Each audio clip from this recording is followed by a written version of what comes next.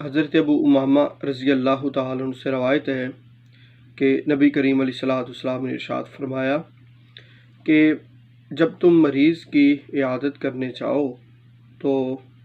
اس کی عیادت اس وقت مکمل ہوگی کہ جب اس کے ہاتھ پر ہاتھ رکھو یا اس کی پیشانی پر ہاتھ رکھنے کے بعد پوچھو تمہارا کیا حال ہے۔ اور پھر اسی حدیث مبارکہ کا جو دوسرا حصہ ہے، نبی کریم علیہ السلام ارشاد فرمایا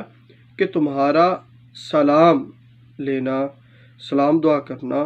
اس وقت مکمل ہوتا ہے کہ جب تم آپس کے اندر جو ہے وہ مصافحہ کرتے ہو، یعنی کہ ہاتھ ملاتے ہو۔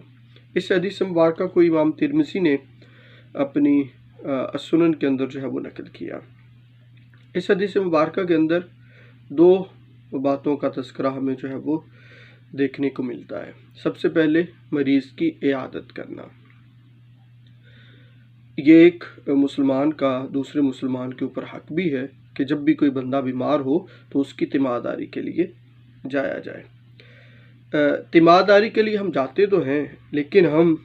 مریض کے آرام کا خیال نہیں رکھتے، اس کی خوراک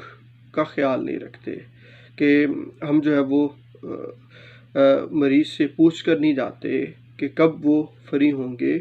کب وہ ایزی ہوں گے، کہ جب ہم وہ مشقت میں نہ پڑیں اور ہم ان سے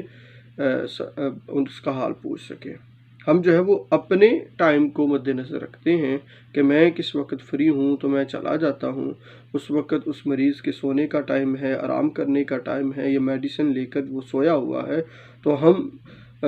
کیونکہ گئے ہوتے ہیں تو مجبوراً اس کو اٹھنا پڑتا ہے اور جو ہے وہ پھر نہ چاہتے ہوئے بھی جو ہے وہ ملنا پڑتا ہے۔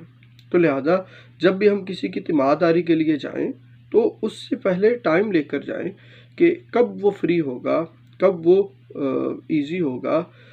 تاکہ اس کو کوئی مشقت نہ کرنی پڑے، اس کو جو ہے وہ تکلف نہ کرنا پڑے، جس سے جو ہے وہ اپنے مزاج کے اندر